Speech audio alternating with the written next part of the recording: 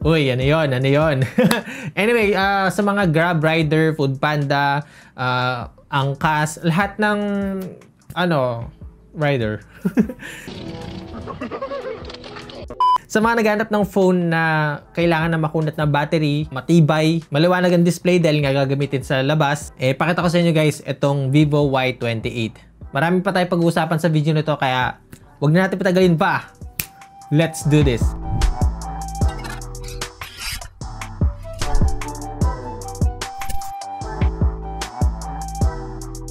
What's up guys? Ako nga pala si Poy and welcome back sa channel. So, ito na nga. Pag-usapan natin itong Vivo Y28 na sabi kong pwede talaga siya sa mga rider. Now, kung pinapanood mo itong video na to at saktong naghahanap ka ng smartphone na magagamit mo nga kapag bumabiyahe, check mo muna to.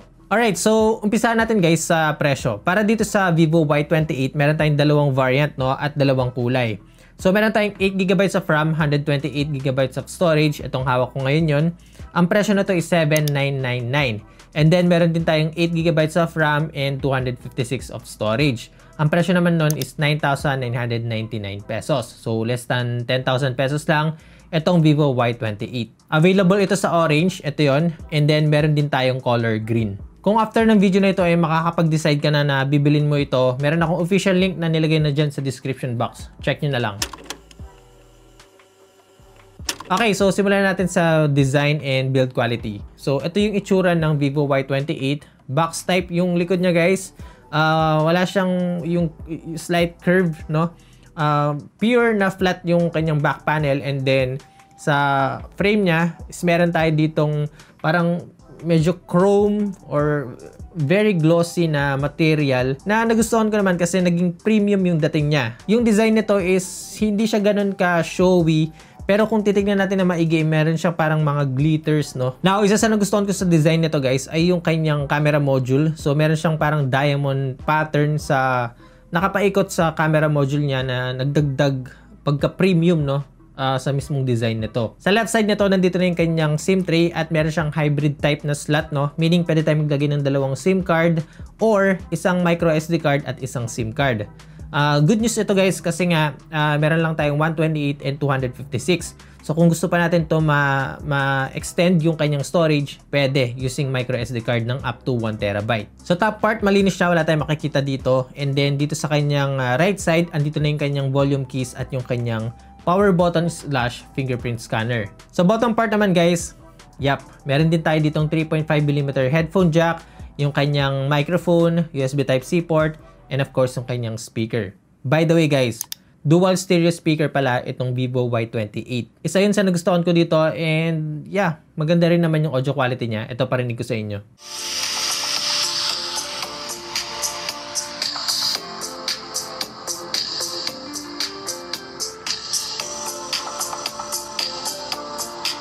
So kompleto tayo dito. Meron siyang 3.5mm headphone jack at meron din siyang dual stereo speaker. By the way, bago tayo mag-proceed sa kanyang display, isa sa key feature nitong Vivo Y28 ay naka IP64 rating na siya. And according kay Google, ito yung sabi niya, they are ideal for outdoor activities like camping, hiking, or working in mildly challenging environments.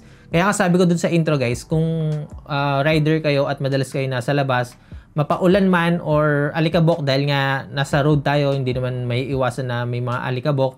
So, protected itong Vivo Y28 if ever na ito yung magiging phone mo. Tapos, ang maganda pa dito, meron na rin siyang naka-pre-installed na screen protector at meron din siyang kasamang clear jelly case doon sa box.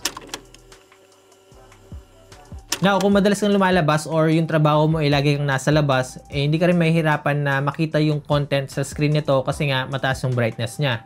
Ayan, tignan nyo. Meron itong 6.68-inch screen size na may 720p resolution. Meron siyang 90Hz refresh rate at umaabot hanggang 1000 nits yung kanyang brightness. The display is good, sabi ko nga sa inyo, maliwanag siya. And then, kahit na naka 720p resolution lang, clear naman siya at nagustuhan ko rin naman yung color ng display. Now, ang gusto ko lang i-share sa inyo guys ay yung sa screen refresh rate settings niya. So, para dito meron lang tayong smart switch. Wala tayong option dito para ilipat siya to max na 90Hz or 60Hz. 60Hz meron Pero yung isa-select natin siya to 90Hz, wala tayong makikita dito. Naka-smart switch lang siya or parang naka-dynamic refresh rate siya agad. Pero wala naman ako nakitang problem pagdating sa refresh rate. Nag-scroll naman siya ng maayos, sa swiping, sa pag-navigate, smooth naman siya. Naka-wideband L1 na rin pala ito, so HD na siya sa Netflix. Tapos i-add pa natin yung dual stereo speaker dito. May enjoy talaga natin yung panonood. Alright, now pagdating naman sa performance nitong Vivo Y28, naka MediaTek Helio G85 yung kanyang chipset, and then yun nga, meron tayong 8GB of RAM plus extended RAM na 8GB, so total of 16GB of RAM. Meron tayong pagpipilian ng 128 and 256GB na storage, plus yun nga, additional 1TB kapag meron tayong micro SD card. At yung isa din sa main feature na meron dito sa Vivo Y28 ay meron siyang huge battery capacity. 6,000 mAh na may 44 watts na fast charging. According sa data ni Vivo, around 35 minutes lang ang pagcha-charge dito from 0 to 50% at around 85 minutes naman sa 100. Pagdating sa gaming, andyan pa rin yung kanyang multi-turbo 5.5 at game mode, at tinest ko rin siya guys kung kaya naman niya ang Mobile Legends at Call of Duty Mobile. Ito yung naging result.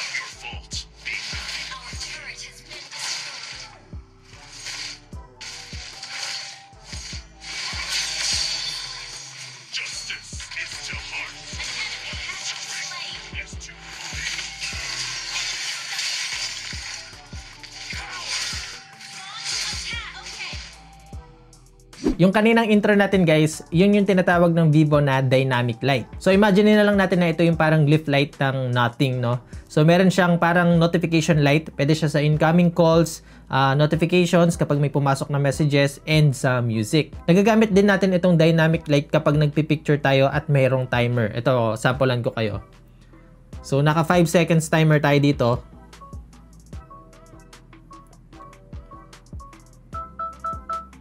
Ayun, 'di ba? Para at least kapag kasi wala siyang ganon, ano lang, pakiramdaman lang. Nag-capture na ba? Napindot na ba yung ano? Tapos na ba yung 5 seconds? At least dito alam natin kung kailan siya magka-capture ng picture. So isang way yon para magamit natin yung dynamic light nitong Vivo Y28. Speaking of picture, pag-usapan na natin yung camera nito. Para sa camera setup nito guys, meron siyang 50 megapixel na main camera, may kasama siyang 2 megapixel na bokeh camera, at 8 megapixel sa front camera. And then pagdating sa video recording, meron tayong 1080p 30fps na format pagdating sa main and sa front camera. Ito yung mga camera samples na nakuha ko dito sa Vivo Y28, and for me, pwede na.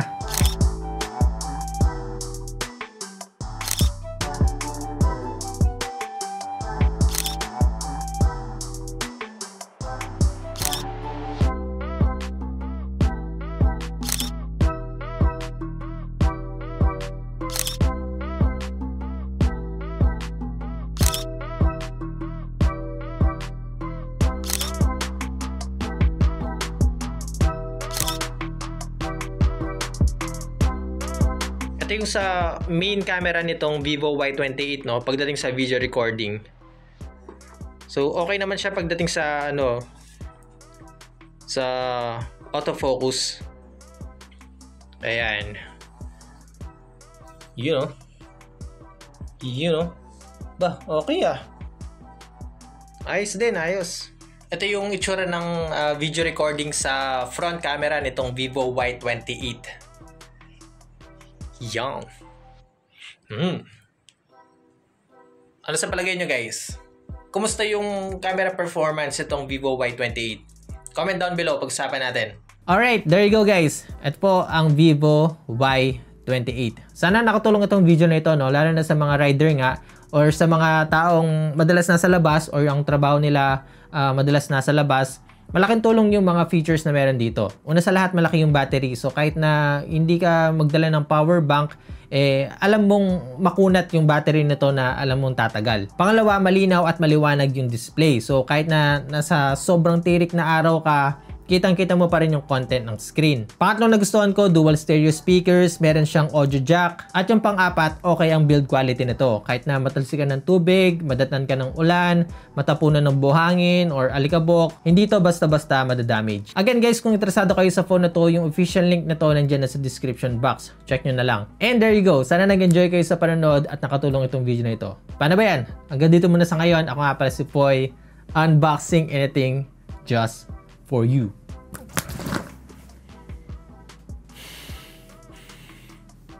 Nice. My heart.